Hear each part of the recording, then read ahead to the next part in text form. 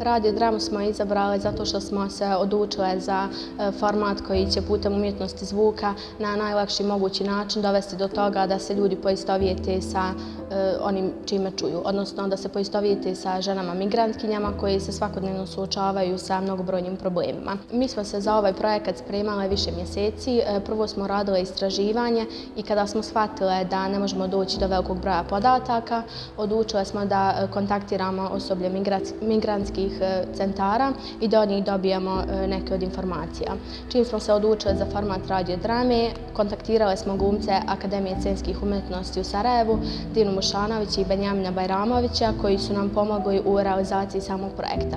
Benjamin Bajramović nam je pomogao također u pisanju skripta i zajedno sa njim smo osmislile cijeli koncept radio drame.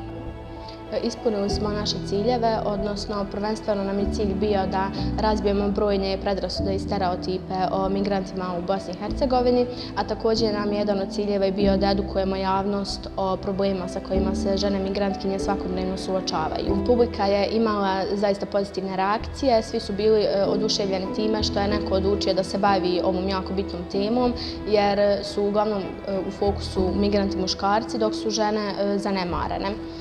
Svi su nekako bili emotivno pogođeni jer je zaista u pitanju teška priča jedne žene migrantkinje koja je prošla mnogo toga.